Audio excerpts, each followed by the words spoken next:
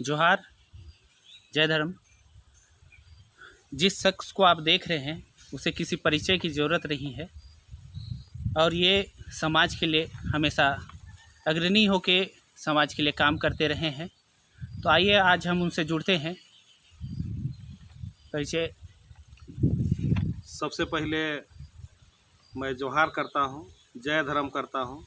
मैं नारायण उरांव, केंद्रीय सरना समिति के अध्यक्ष, और हमेशा जो जिम्मेवारी मुझे समाज के द्वारा दी गई है उसको निर्वाह करने के लिए मैं प्रयासरत हूँ। धन्यवाद नारायण जी। आपने जो ये शुरुआत किया समाज के प्रति अपना बढ़ चढ़ के हिस्सा लेने का, ये तो काफ़ी समय से होगा।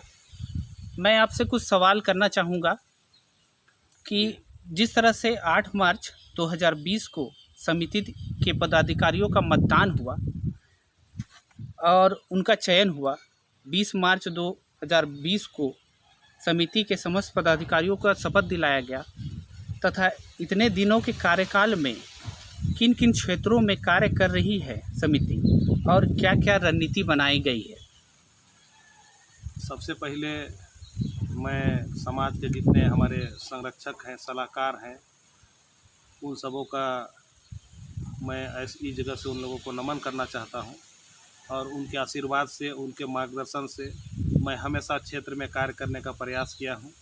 और निश्चित रूप से जो जिम्मेवारी मुझे समाज के द्वारा दी गई है उससे मैं हमेशा खरा उतरने का प्रयास कर रहा हूं। और ये ऐसा नहीं है कि समिति में सिर्फ मैं हूँ। मुझे भले अध्यक्ष की जिम्मेवारी दी गई है, लेकिन समिति में हमारे अलावे समिति में महासचिव महोदय हैं, कोषाध्यक्ष हैं और अन्य कई पदाधिकारी हैं, सचिव हैं, सहसचिव हैं, संगठन सचिव हैं। इस तरह के कई पदाधिकारी साथ में हम लोग मिल के टीम भावना से कार्य करने का प्रयास कर रहे हैं। मैं आपको बता दूं कि कई ऐसे समस्याएं जो झारखंड प्रदेश में, खासकर रांची राजधानी की बात है, तो वहाँ कई ज़मीनी समस्याएं उत्पन्न होती है। उन समस्याओं में समिति को अवगत कराया जाता है। कई लोग आवेदन देते हैं, कई लोग बाई फ़ोन बताते हैं। वहाँ मैं प्रयास करता हूँ अपने टीम के साथियों के साथ में वहाँ जाऊँ और उस समस्या का समाधान करने का प्रयास करूं।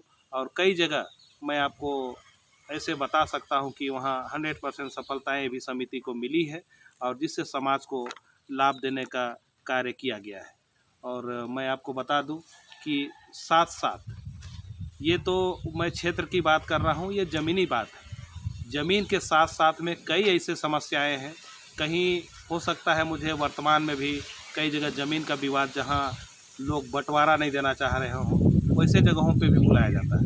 कई जगह में लोग समाज से दूसरे धर्मों में धर्मांतरित होने का कार्य कर रहे हैं। उस जगह में समझाने का कार्य मैं अन्य संगठन के पदाधिकारियों के साथ में जाके उसका समाधान करने का प्रयास करता हूँ। और आगे जो समिति की रणनीति है, चूँकि कार्तिक बाबा ने ये समिति को बहुत दूरगामी सोच के तहत अपने सहयोगियों के साथ बनाने का कार्य किए थे, और मैं बताना चाहूँगा कि समिति का जो सोच है वो शिक्षा के क्षेत्र में भी कार्य करेगा। भाषा, संस्कृति, इसको बचाने के लिए ही आगे अपना कदम बढ़ाते चला है और आगे भी जाने का कार्य करेगा।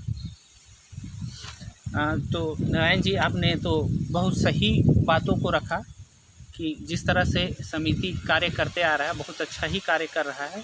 ठीक है, मेरा दूसरा सवाल आपसे है कि वर्तमान में 9 अगस्त विश्व आदिवासी दिवस के संदर्भ में किस तरह की तैयारियां समिति कर रही है। देखिए, सबसे पहले तो हमें यह जानना होगा कि 9 अगस्त जो विश्व आदिवासी दिवस है, ये हम आदिवासियों का हक अधिकार का दिवस है।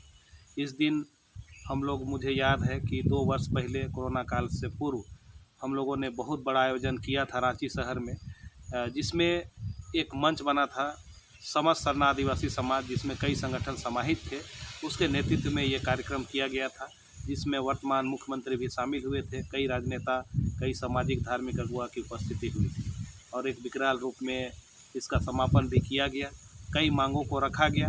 और इस बार का जो तैयारी है, मैं आपको बताना चाहूँगा कि केंद्रीय सरना समिति के पदाधिकारियों की कोर कमेटी की बैठक में ये सहमति लिया गया, ये सहमति बनाया गया कि इस बार केंद्रीय सरना समिति के नेतृत्व में रांची शहर में विशाल जुलूस जो हक अधिकार का है उसके अनुरूप निकालने का हम लोग कार्य करेंगे।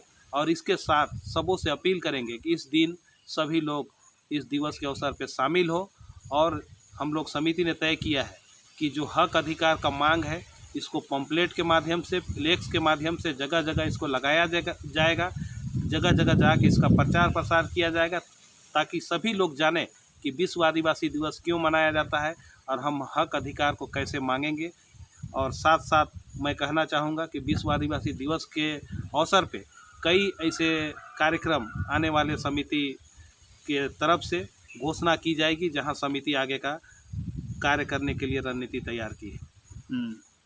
और मैं जिस तरह से आपने कहा कि विश्व आदिवासी दिवस की तैयारियां ज़ोरों से है, मेरा अंतिम सवाल आपसे ये रहेगा कि जिस तरह से झारखंड सरकार ने केंद्र को सरना कोड यहाँ से विधानसभा से लागू करके भेज दिया है, पर केंद्र से हमें सरना कोड नहीं मिला है, तो इस सरना कोड के संदर्भ में किस तरह की तैयारियां आप की समिति के द्वारा की जा रही है, जो कि केंद्र को बताए कि यहाँ के आदिवासियों को सरना कोड की बहुत ज़रूरत है। मैं आपसे जानना चाहूँगा। देखिए, सरना धर्म कोड की अगर बात है तो ये कोई नई मांग नहीं है, और सरना एक धर्म है जिसे हमारे पुरखों ने पीढ़ी दर पीढ़ी इसको संचालित करते रहे हैं। और ये जो चिर परिचित मांग है, इसको आज़ादी से पूर्व से लोगों ने इसको मांग रखा है, और इसको जो सेंसस रिपोर्ट है, जनगणना का रिपोर्ट है, उसमें लिखने भी शुरू किए हैं। और मैं आपको बता दूं कि इस देश में सबसे पहले जो कहा जाता है, जिसको सुप्रीम कोर्ट ने भी प्रमाणित किया है कि इस देश के मूल निवासी और प्रथम नागरिक आदिवासी है। अगर मैं कहना चाहूँ तो सबसे पहला जो धार्मिक पहचान की बात है, ये यहाँ के प्रकृति प्रेमियों को, प्रकृति धर्म सरना धर्मावलंबियों को मिलनी चाहिए, लेकिन ये दुर्भाग्यवश नहीं मिला। लेकिन मैं आपको बता दूं कि जब से पीढ़ी दर पीढ़ी आंदोलन होना शुरू हुआ, तो यहाँ बाबा कार्तिक उरांव का जब समय आया, तब उन्होंने केंद्रीय सरना समिति के गठन किया, और केंद्रीय सरना समिति के माध्यम से एक संविधान बनाया गया, और जिसमें लिखा गया कि सरना समाज का संरक्षण और संवर्धन केंद्रीय सरना समिति के माध्यम से किया जाएगा। और उसी के अनुरूप समिति कार्य करने के लिए तत्पर है और हमेशा कार्य कर रही है।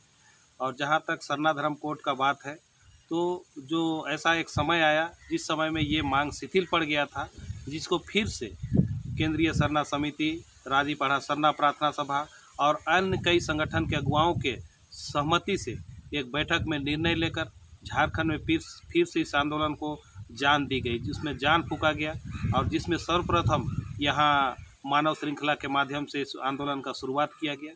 साथ ही साथ जब समीक्षा बैठक हुई, समीक्षा बैठक में तय हुआ कि 20 अक्टूबर 2020 को पूरे झारखंड प्रदेश में विशाल रैली का आयोजन किया जाएगा, और जिसमें एक नारा के साथ में हम लोगों ने जाने का काम किया कि इस बार अगर सरना धर्म कोड नहीं तो वोट नहीं।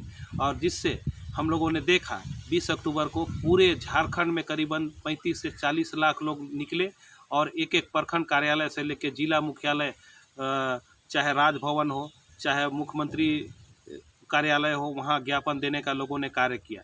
और इस आंदोलन से झारखंड सरकार भी हिल गई, और उसको वहाँ से माननीय मुख्यमंत्री महोदय झारखंड की राजधानी दुमका से उन्होंने घोषणा किया कि इस बार सरना धर्म कोड का बिल को पारित करने के लिए विशेष सत्र बुलाएंगे।